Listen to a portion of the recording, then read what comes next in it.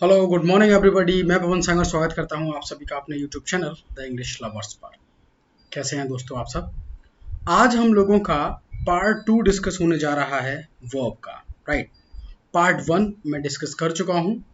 अगर आप लोगों ने पार्ट 1 को अभी नहीं देखा है तो प्लीज़ पार्ट 1 को देखिए, क्योंकि पार्ट 2 तब तक आपको समझ नहीं आएगा जब तक आपने पार्ट 1 नहीं देखा है।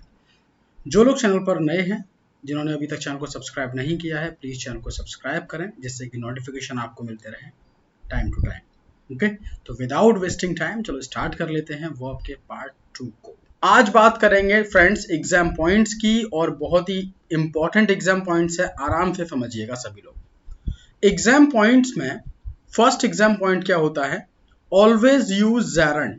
ध्यान देंगे, ज़ेरन समझते ही हो गए आप, verb first form plus I N G. Always use gerund after these words. अब देखो ये कुछ फिक्स्ड वर्ड हैं जिनके बाद हम हमेशा ज़ेरन लगाते हैं, यानी कि वर्ब में आईएनजी लगाते हैं। इनको आपको तैयार करना पड़ता है। जब आप बार बार रिपीट करते हो तो वो चीज़ें माइंड में आ जाती हैं। जैसे addicted to, given to, taken to, prone to, adverse to, with a view to, look forward to, object to, owing to, in addition to।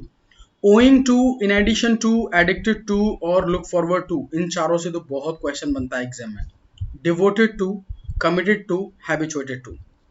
ये जो वर्ड्स है, इन वर्ड्स की स्पेशलिटी क्या होती है कि जनरली क्या होता है दोस्तों, 99% केसेस में टू के बाद यूज होता है वर्ब का फर्स्ट फॉर्म, जिसे हम क्या बोलते हैं, इन्फिनिटिव। जिसे हम क्या बोलते हैं, इन्फिनिटिव। और देखो ये हम लोगों से एग्जाम में गलती होनी ही होनी है कि इन वर्ड्स के बाद भी हमें टू पढ़ने में अच्छा लगता है, लेकिन इनके बाद क्या लगाना है, ज़ेरन। और ज़ेरन का मतलब क्या होता है, वर्ब में आईएनजी। तो क्वेश्चन देखते हैं। फॉर एग्जाम्पल अगर मैं आपसे बोल दूं I am looking forward to meet you, I am looking forward to meet you, तो इस केस में याद रखना टू मीट को क्या बनाना है, मीटिंग। क्या बनाओगे, मीटिंग। तो करेक्ट होगा I am looking forward to meeting you. To meet you नहीं हो सकता। इसी तरह से अगले एग्जाम्पल को देखो, he is addicted to smoke. He is addicted to smoke, तो एडिक्टेड टू आया। अब यहां पे जो एडिक्टेड है ये कैसे काम कर रहा है, ये एक एडजेक्टिव की तरह काम कर रहा है फ्रेंड्स। और हमें पता है कि एडजेक्टिव के बाद हम यूज करते हैं नाउन को। ओके, और किसी वर्ब को आप नाउन कैसे बना लेते हो, कैसे बनाते हो, जब आप उसमें लगाते हो आईएनजी, तो वो ज़ेरन बनेगा। और ज़ेरन की वैल्यू किसके बराबर है, नाउन के बराबर है। तो एडिक्टेड टू क्या होगा, करेक्ट, स्मोकिंग। नेक्स्ट आइए, he is prone to. Okay, prone to का मतलब भी होता है आदी होना, हैबिचुएटेड टू हो। देखो given to, taken to, prone to, इन तीनों का मतलब होता है आदी होना। इसी तरह से हैबिचुएटेड टू, इन सब का मतलब होता है किसी बंदे को किसी चीज की हैबिट है, आदी है वो। तो देखो he is prone to make the mistakes, वो गलतियां करने का आदी है। तो यहाँ पे मेक को हमें क्या बनाना है, मेकिंग। मेक को मेकिंग, तो करेक्ट होगा he is prone to making the mistakes. तो ये क्वेश्चन बहुत इंपॉर्टेंट क्वेश्चन है और काफी एग्जाम में आपसे पूछा जा रहा है। तो इन वर्ड्स को आप तैयार कर लेंगे कि भाई कौन कौन से ऐसे वर्ड्स हैं जिनके साथ में हमें क्या लगाना है, आईएनजी लगाना है। Is that clear. आते हैं अगले पॉइंट पर। नेक्स्ट पॉइंट देखो, पॉइंट नंबर 2 को देखते हैं। अगला पॉइंट क्या बोलता है, आफ्टर द फॉलोइंग वर्ड्स। अब कुछ वर्ड ऐसे होते हैं वी यूज ज़ेरन, जिनके साथ ज़ेरन तो लगाया जाता है डायरेक्टली, ओके, विदाउट टू, यानी कि बिना टू के आप डायरेक्टली लगाते हो ज़ेरन। ये भी क्वेश्चन बहुत इंपॉर्टेंट क्वेश्चन है।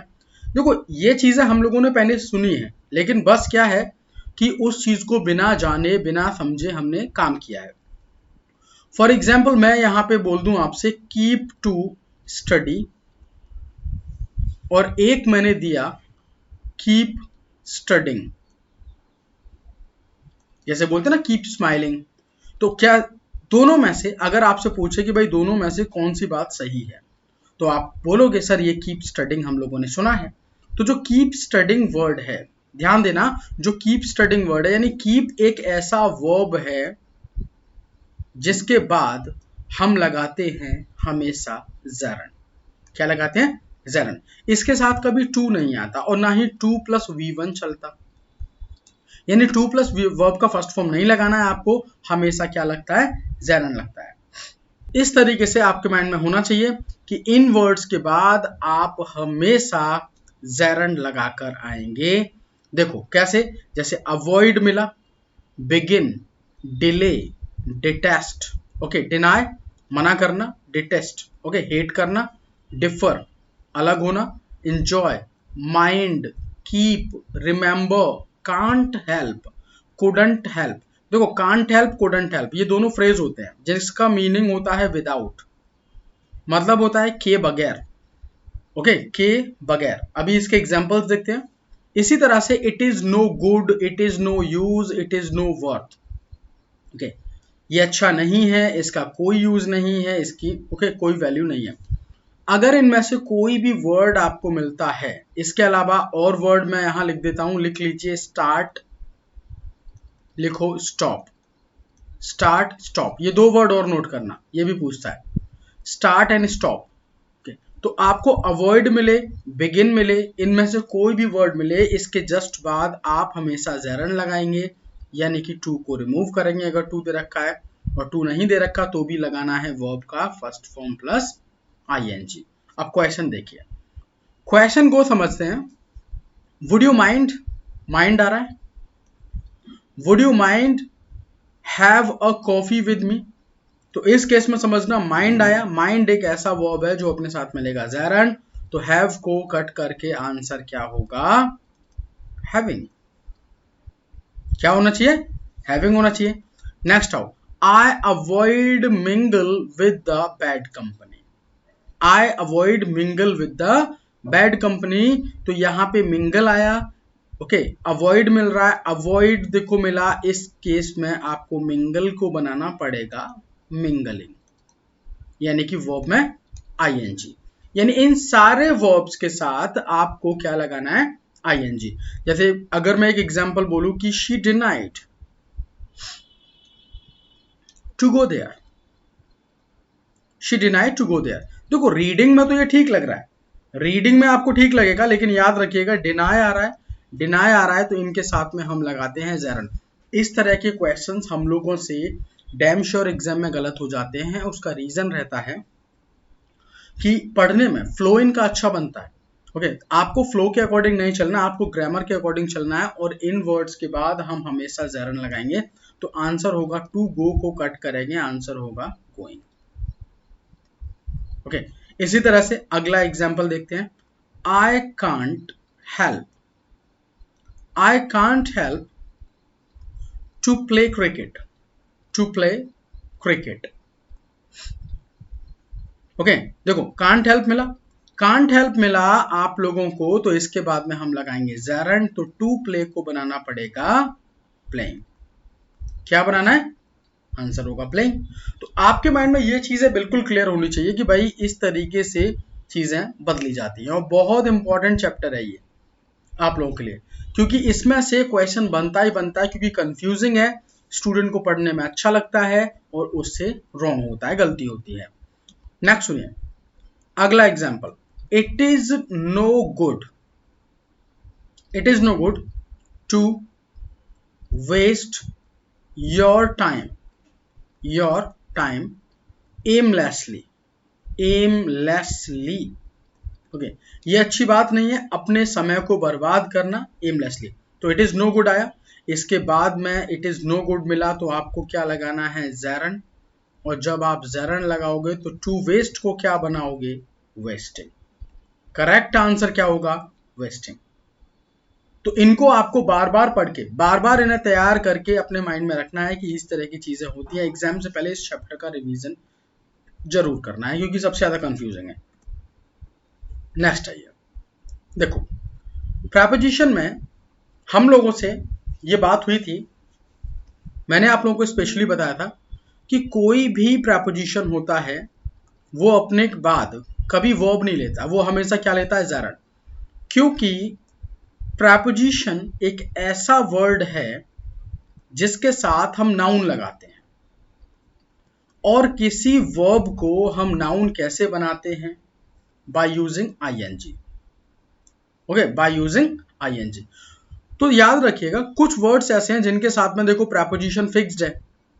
ये फिक्स्ड प्रेपोजिशन मैंने आपको स्पेशली पढ़ाया है, जिन लोगों ने वीडियोस नहीं देखे हैं उनको एक बार देख लेना है। तो फिक्स्ड प्रेपोजिशन वर्ड्स के साथ हम हमेशा लगाते हैं ज़ेरन। क्या लगाते हैं? ज़ेरन।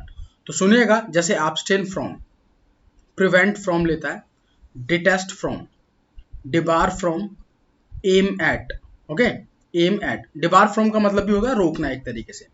Hinder from, disqualified from, passion for, assist in, excel in, fortunate in, difficulty in, persist in, succeed in, successful in, harm in। ये सारे वर्ड हैं जो अपने साथ में प्रेपोजिशन हमेशा फिक्स्ड लेते हैं। अब यहां से आपके एग्जाम में दो एंगल पर क्वेश्चन बनेगा।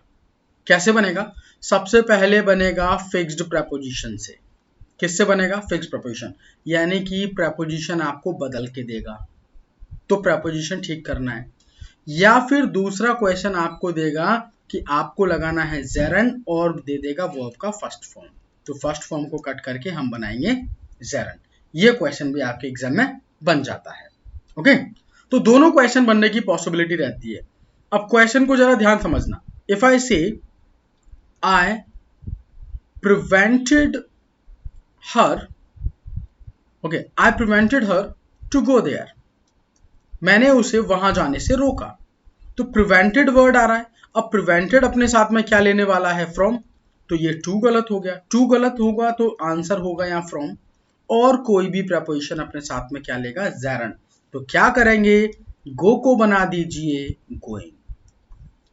क्या बनाना है? गोइंग। तो करेक्ट क्या होगा? I prevented her from going there, not to go there. अब इसी तरह से अगले क्वेश्चन को समझिएगा। He succeeded to do that, वो इस काम को करने में, उस काम को करने में सक्सीड हो गया। तो सक्सीड जो वर्ड है फ्रेंड्स, ये अपने साथ में क्या लेता है? इन। तो पहला तो प्रेपोजिशन का एरर है, टू को कट करोगे इन लगाओगे, टू को कट करके इन लगाना है। और सेकंड एरर क्या है? डू को कट करेंगे, आंसर होगा डूइंग। क्या होगा? डूइंग। तो इस तरीके से आपको हमेशा माइंड में रखना है कि ये क्वेश्चन आपके एग्जाम में इस तरीके से पूछे जाते हैं। राइट, बिल्कुल हिमानी, करेक्ट आंसर है। नेक्स्ट आइए। I feel a lot of difficulty to complete it. देखो डिफिकल्टी आया, डिफिकल्टी क्या लेगा? इन लेगा। इन लेगा तो यहां टू को कट करो, इन होगा, और कंप्लीट के प्लेस पर होगा कंप्लीटिंग। क्या होगा? कंप्लीटिंग, क्योंकि प्रेपोजिशन हमेशा लेता है ज़ेरन।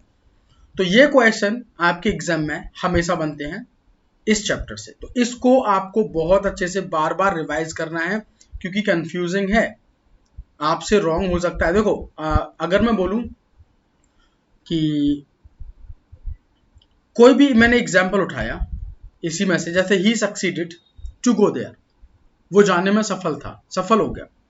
तो अब ये पढ़ने में, बोलने में तो स्पोकन में रॉन्ग नहीं लग रहा है, लेकिन क्या है कि क्योंकि ये ग्रामेटिकल रॉन्ग है, सक्सीड जो वर्ब है वो इन लेता है, टू नहीं लेता। तो आपको ये चीजें माइंड में रखनी है। ठीक है, आप फ्लो के अकॉर्डिंग नहीं चलेंगे। बिल्कुल प्रिया, करेक्ट आंसर है, इनकम्प्लीटिंग होना चाहिए। राइट, नेक्स्ट आओ अगले पॉइंट पर। देखिए पॉइंट नंबर 4 को समझते हैं, सुनिएगा। पॉइंट नंबर 4 क्या है? पॉइंट नंबर 4 ये बनता है how plus infinitive. How plus infinitive, अगले पॉइंट को देखते हैं। कुछ वर्ब्स ऐसे होते हैं जिन वर्ब्स के बाद अगर हमें 2 प्लस V1 मिलता है, यानी 2 के साथ वर्ब का फर्स्ट फॉर्म, तो इसके सेंस को कंप्लीट करने के लिए हम लगाते हैं हाउ, 2 प्लस V1 से पहले, तब जाके उसका सेंस कंप्लीट होता है। इसे बोलते हैं हाउ प्लस इंफिनिटिव का यूज। अब वो वर्ब कौन से हैं? जैसे टीच, सुनिएगा, लर्न, एक्सप्लेन, इन 5 वर्ब्स को तैयार करना है। फॉरगेट और नो, सबसे पहला वर्ड है टीच, दूसरा है लर्न, एक्सप्लेन, फॉरगेट और नो। इन 5 के बाद अगर 2 प्लस V1 मिल रहा है तो आपको हाउ लगाना पड़ेगा सेंस को कंप्लीट करने के लिए। अब क्वेश्चन सुनो, जैसे he knows how to write English। तो यहां पे अगर मैं बोलूं he knows to write English तो ये रॉन्ग हो जाएगा। आप क्या करेंगे, 2 + V1 से पहले आपको लगाना पड़ेगा how। क्या लगाना है, how। इसी तरह से she taught me how to cook। Okay, तो to cook आया, जैसे ही आपको 2 + V1 मिला उससे पहले हम क्या लगाएंगे, how। अगला क्वेश्चन सुनो, जैसे बोला जाए he learns to operate the system। Okay, he learns to operate the system। अब इसी तरह से मैं आपसे ये बोल दूं she okay she okay, forget to okay, go there। तो दोनों को समझना, आपके माइंड में ये होना चाहिए कि सेंटेंस का सेंस कंप्लीट होना चाहिए। अब यहां गो की बात हो रही है तो यहां पे हम बोल देंगे लर्न्स आ रहा है, 2 + V1 आ रहा है, तो आप क्या करेंगे, यहां लगा दोगे हाउ टू ऑपरेट। पहला तो ये हो गया। दूसरी बात आपके माइंड में रखनी चाहिए आपको कि भाई सेंस कंप्लीट होना चाहिए। हाउ के प्लेस पर हम और भी वर्ड्स उठा सकते हैं, जैसे वाई, वेयर, ओके, विच, इनको भी ले सकते हैं, लेकिन हाउ ऐसा वर्ड है जो सब में चल सकता है, इसलिए केवल हाउ को रखते हैं। आप किसी भी क्वेश्चन वर्ड को उठा के रख सकते हो, बशर्ते टर्म एंड कंडीशन अप्लाई, उसका सेंस कंप्लीट होना चाहिए। अगर मैं बोलूं she forgets okay to go there, तो अगर मैं बोलूं how to go there, where to go there, okay, इस तरीके से।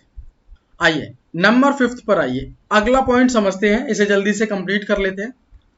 नेक्स्ट पॉइंट है 5th number, after these words, in words के बाद वी नेवर यूज टू।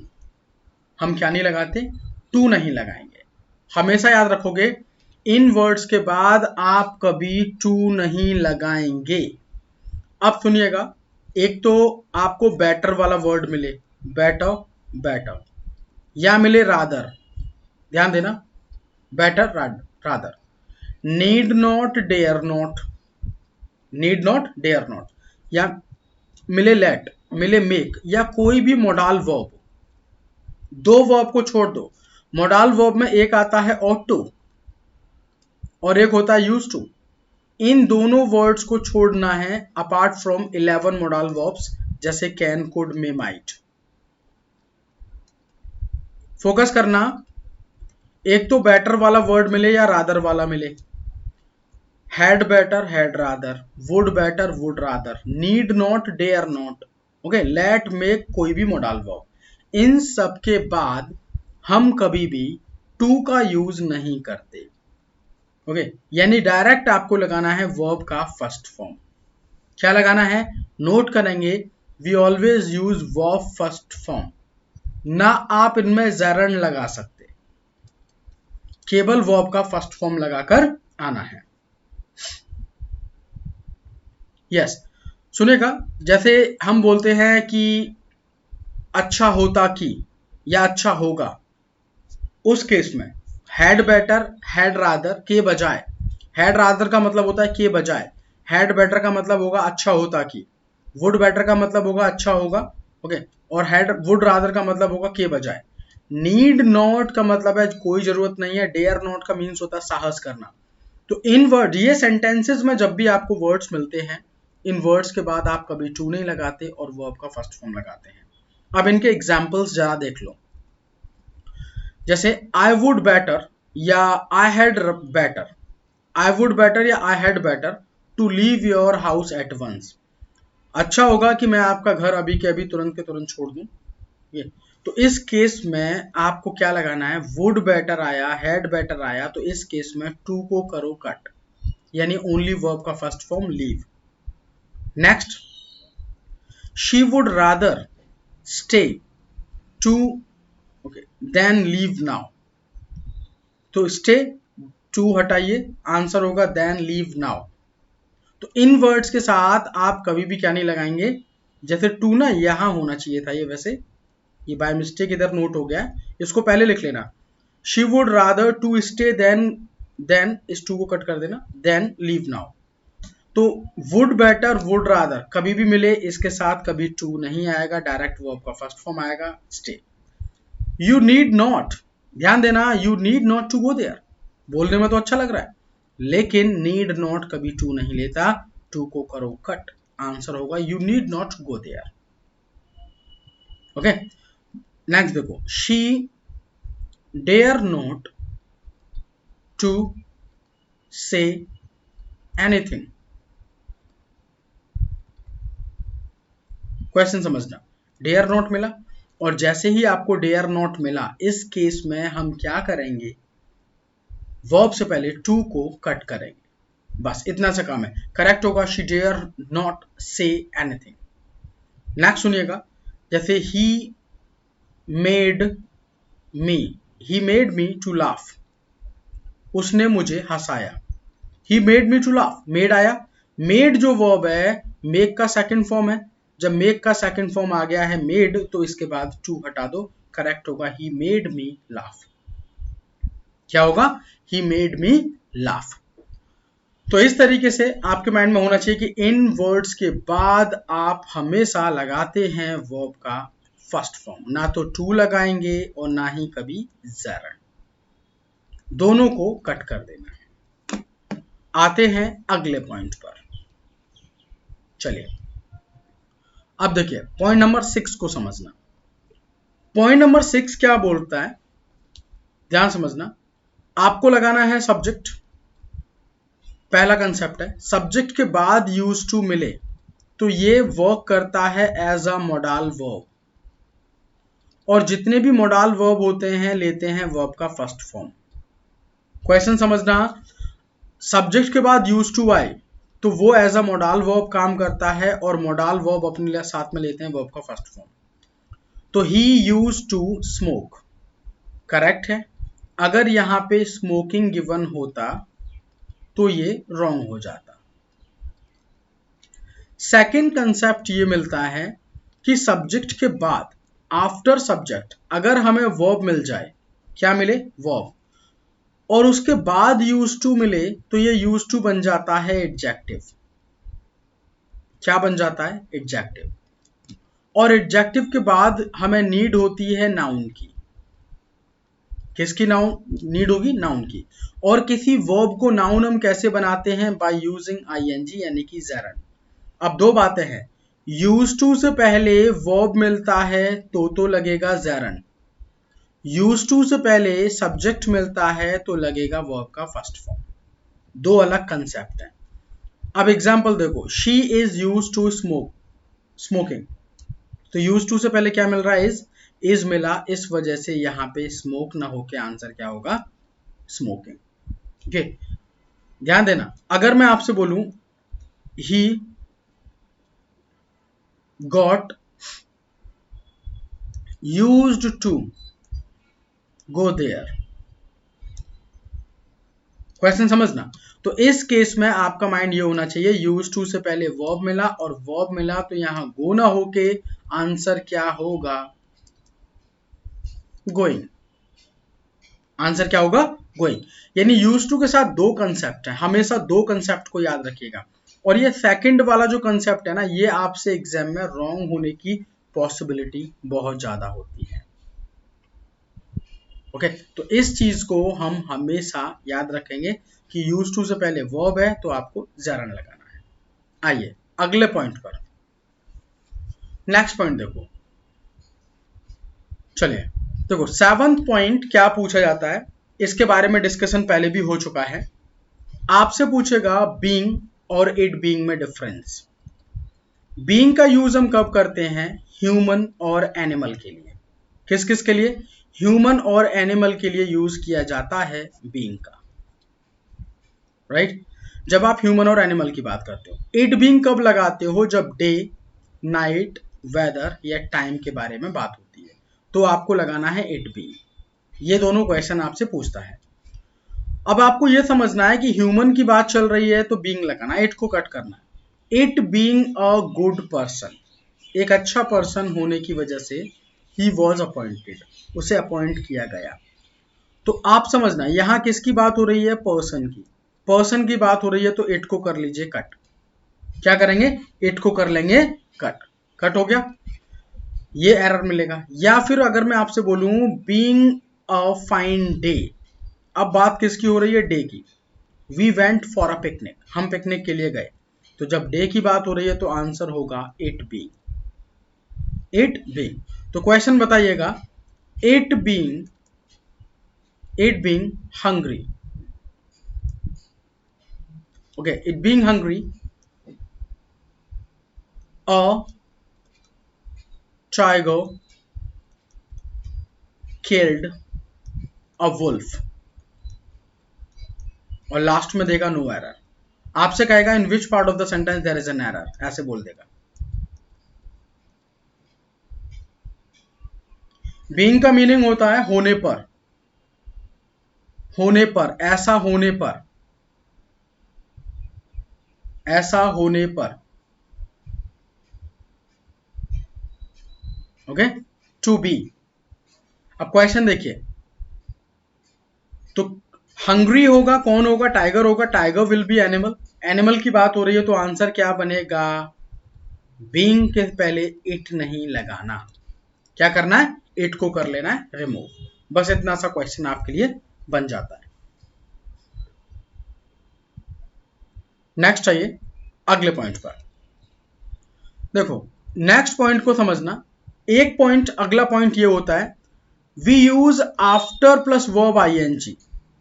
ध्यान देना, after plus ING when no time gap, when no time gap in no time gap is given in two actions। ध्यान देना, कोई भी एक action हो रहा है और एक बी एक्शन हो रहा है।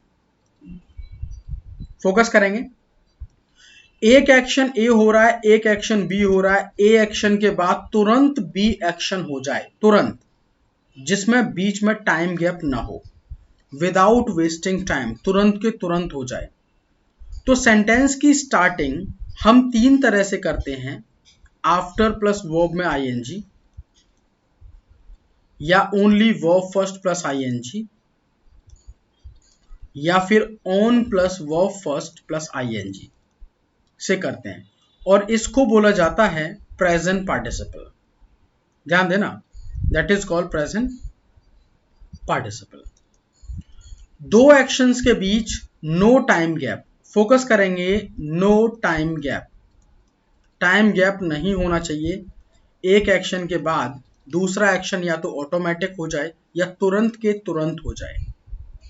तो उस केस में आफ्टर आईएनजी लगता है वर्ब में, या वर्ब में आईएनजी, या ऑन प्लस वर्ब में आईएनजी। तो क्वेश्चन सुनिएगा सभी लोग। After seeing the police, police को देखकर द क्रिमिनल रैन अवे, जो क्रिमिनल थे वो भाग गए। तो ये काम तुरंत होगा। एक एक्शन के बाद दूसरा एक्शन तुरंत होगा, पुलिस को देखा जाना और क्रिमिनल्स का भागा जाना, दोनों काम एक साथ चल रहे होंगे। जैसे ही देखा वैसे ही हो गया।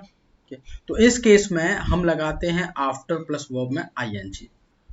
देखो अगला पॉइंट, 9th नंबर पॉइंट इसी चीज पर बेस्ड है। फोकस करेंगे, 9th नंबर क्या बोलता है, we use having plus verb third form. और having plus verb third form, that is, इसको हम क्या बोलते हैं, ये लास्ट क्लास में मैंने समझाया था, इसको बोलते हैं परफेक्ट पार्टिसिपल्स। परफेक्ट पार्टिसिपल्स इनको बोला जाता है। सुनिएगा, having plus verb third form कब लगाना है, when time gap is given in two actions. दो एक्शंस के बीच में टाइम गैप होगा तो उस केस में having plus verb third form आता है, उसमें after plus verb first plus ING नहीं लगाया जाता। ये माइंड में आपके होना चाहिए। एग्जाम्पल समझिएगा, जैसे having gone to my office, office पहुंचने पर आई डिड माई वर्क, मैंने अपना काम किया। तो क्या सेकंड वाला एक्शन ऑटोमेटिक हो सकता है, सोच के चलना। ऑफिस पहुंच गए आप, काम अपने आप हो गया, या पहुंचते ही काम खत्म हो गया होगा, नहीं। तो आप दोनों एक्शंस को अलग अलग परफॉर्म कर रहे हैं पूरी तरीके से, तो उस केस में having plus verb third form लगाना पड़ता है। तो यहां पे समझना, हैविंग प्लस वर्ब थर्ड हम कब लगाते हैं, जब कोई भी टाइम गैप नहीं होता। ओके, देखो सुनिएगा, हैज, हैव के साथ हैड, हैड के साथ भी हैड, तीनों के साथ लगाया जा सकता है। जब हैड वर्ड का मीनिंग बनता है ड्रिंक, टू हैव या टू ईट, ये तीनों, इस केस में किसी चीज को रखना, खाना पीना, जब आप लगाते हो तो जो हैज और हैव है, हैज और हैव वर्ब का फर्स्ट फॉर्म होता है, इसका थर्ड फॉर्म, सेकंड फॉर्म होता है हैड, और थर्ड फॉर्म भी होता है हैड। ये थर्ड फॉर्म है, ये सेकंड फॉर्म है, ये फर्स्ट फॉर्म है। तो हैज और हैव और हैड अपने साथ में ये प्रेजेंट परफेक्ट बनाते हैं, ये पास्ट परफेक्ट बनाता है। तो इस केस में हम हैड दोबारा लगाते हैं जब खाने पीने की बात हो रही होती है। फॉर एग्जाम्पल सुनिएगा, जैसे मैं आपसे ये बोल दूं, I had, okay, I had have my dinner before my father came. तो हैड के साथ में वर्ब का थर्ड फॉर्म आने वाला है। आपका मीनिंग कहने का क्या है कि मैं डिनर कर चुका था, यानी कि खाना खा चुका था, ओके, मेरे फादर के आने से पहले। तो हैड यूज हो रहा है, हैड के साथ में वर्ब का थर्ड फॉर्म लगाते हैं। हैव का वर्ब थर्ड फॉर्म क्या बनता है, हैड। तो करेक्ट होगा आई had had, I had had. अब इसी को मैं ये बोलूं, I have already have my food, मैं पहले ही अपना खाना ले चुका हूं, खा चुका हूं। तो हैव आ रहा है, हैव के साथ में फिर थर्ड फॉर्म लगाओगे, हैव का थर्ड फॉर्म हैड। अब ये सब्जेक्ट अगर सिंगुलर हो जाए, she has have her dinner recently, okay. तो इस केस में हैज है, हैज के साथ थर्ड फॉर्म, हैव को कट करो, आंसर क्या होगा, हैड, राइट। तो दो हेड भी चल सकते हैं, हैव के साथ भी हेड आ सकता है, हैज के साथ भी हेड आ सकता है, ओके। लेकिन उसका मीनिंग क्या होता है, टू टेक, खाना पीना या किसी चीज को अपने पास होना, राइट। अब इसी तरह से क्वेश्चन और समझना, if I had have Rohan in my team, okay, we would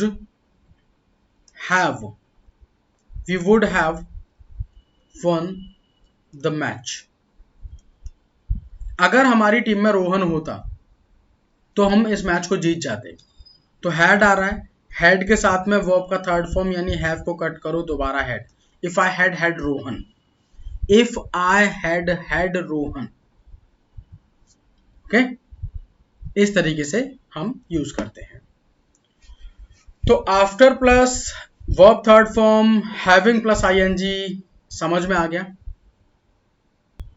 तो वर्ब के जो कंसेप्ट हैं, देखो आफ्टर प्लस वर्ब में आईएनजी समझ में आ गया होगा। हैविंग प्लस वर्ब थर्ड का यूज कैसे करते हैं, दो टाइम गैप होना चाहिए। इससे पहले बीइंग और बीइंग में डिफरेंस आपको पता पड़ गया है। यूज टू के दो यूजेस हैं, दोनों के बारे में बात हो चुकी है। Had better, had rather, would better, would rather, okay. ये सारी चीजें आई होप समझ गए होंगे आप।